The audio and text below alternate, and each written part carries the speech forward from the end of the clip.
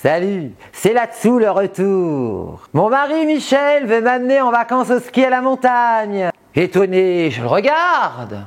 En France, hors de question. Partir au ski et pas avoir le droit d'en faire, faut être débile. C'est comme partir à la mer et pas avoir accès à la plage. De plus, tout est fermé. Sur tous les restaurants, partir en vacances et se taper la cuisine, comme j'ai déjà dit, c'est pas mon truc.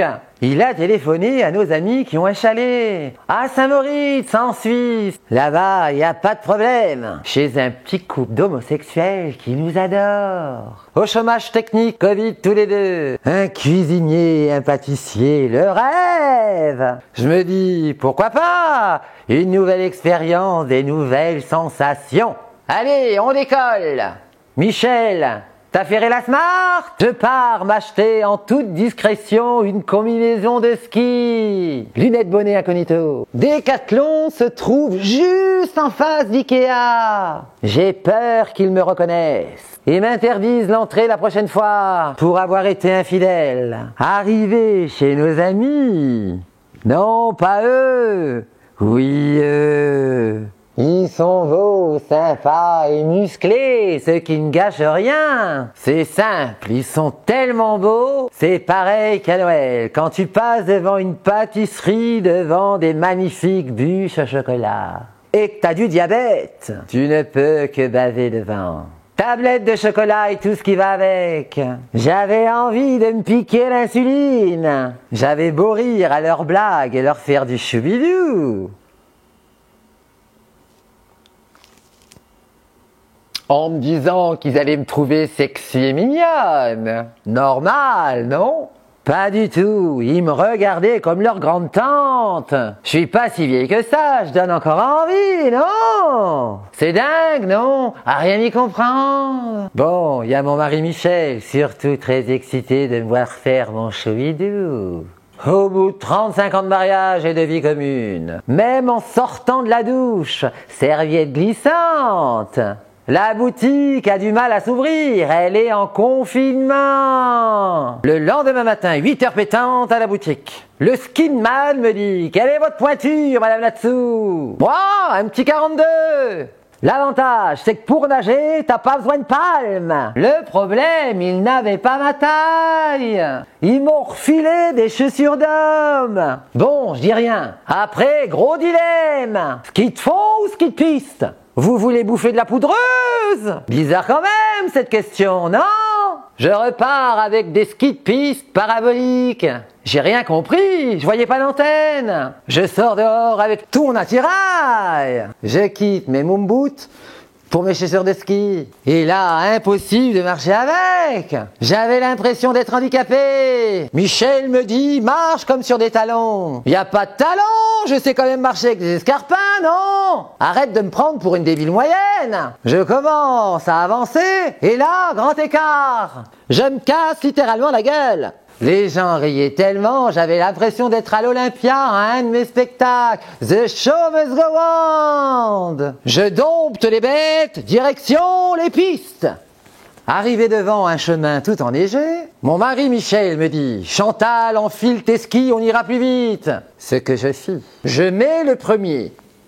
Kick! Impossible de mettre le deuxième, ça glissait trop! J'avais l'impression de me battre avec des forces de l'au-delà. Après cette bataille infernale, planté de bâton, rien à faire, ça avançait pas, ça glissait pas! Fallait marcher avec, je sentais le calvaire arriver. Arrivé en haut de la piste, Michel me dit « Laisse-toi glisser, tu risques rien !» Ce que je fis. Tout allait bien, je me suis même prise pour Jean-Claude Killy. Jusqu'au moment où deux skieurs foncent dans ma trajectoire. Le problème, c'est que Michel m'avait pas montré les freins. Je me suis mis à hurler « Michel!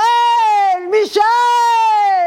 Rien à faire, il m'écoutait pas. Je me suis littéralement laissé tomber. Je venais de comprendre l'expression « bouffer de la poudreuse ». Impossible de me relever, j'étais littéralement embourbé. Heureusement, mon mari Michel est venu à mon secours. Au bout de 35 minutes, il m'a remis debout. J'arrive en bas en un seul morceau. Michel me dit On remet ça! C'est quoi le projet? Remonter là-haut en ski? T'as pété un boulard ou quoi? Il me regarde tendrement avec insistance. Ma chatounette, il y a les remontées mécaniques. Limite, en se foutant de ma gueule. Et là, on arrive devant un tapis roulant. Je me suis dit, chouette, c'est comme à l'aéroport, je connais déjà. Je chevauche le tapis en essayant de garder l'équilibre quand même. J'étais rassuré, soulagé, bref, je me sentais pousser des ailes. À tel point que je commençais à faire de l'humour avec les gens derrière. Et là, je me retourne. Je me suis mis à tourner comme une toupie et ça tournait, ça tournait, ça tournait. Ils ont été obligés d'arrêter la machine. Je sors du bordel, je redescends la piste, retapis. Je reste droite et concentrée. Une grosse inquiétude m'arrive. Je panique, comment je vais faire pour sortir de là? La première fois, la question ne s'était pas posée, et pour cause. J'hurle de peur, les jeunes employés me disent « Vous ne craignez rien, laissez-vous glisser jusqu'au bout. » Mais bien sûr, je me laisse glisser, et là, je me prends un poteau en pleine face. Ils avaient oublié de me dire de tourner, de freiner, les cons. Je me suis dit... Arrête tes conneries, Chantal! Mets-toi aux raquettes, c'est moins risqué! On rentre au chalet. Dès que nos amis nous ouvrent la porte, une sensation envahit tout mon être. J'arrive au paradis. Vite, à boire et à manger! Le lendemain, mon mari Michel me dit « Je suis à la montagne, je vais faire du ski. Ça sera sans moi! J'ai pas envie de me péter les chines, j'ai une carrière à terminer, monsieur! » Et comme il aime me faire plaisir, il me propose de prendre l'œuf pour pouvoir l'accompagner en haut de la montagne. Jusque-là, rien à craindre. Arrivé là-haut, il s'élance dans une descente infernale. On aurait cru Mike Horn à l'état sauvage. Au bout de 3 heures, j'étais littéralement gelé. Je me faisais carrément chier. Du coup, j'ai repris mon œuf pour redescendre. Et là, miracle, une terrasse avec des bains solaires. Garçon, une panne bien fraîche et une assiette de frites. Et là, j'avais enfin trouvé mon truc. J'avais troqué mes vacances de ski contre des vacances raclette-raquette. Le pied! Vacances terminées, on rentre à la maison. Michel me dit « Chantal, le sport c'est la santé, faut pas t'arrêter là. Demain, je t'amène à la piscine couverte. » Je vous en parlerai une autre fois. Bon, salut, je dois aller m'acheter une paire de palmes et un tuba à Ikea!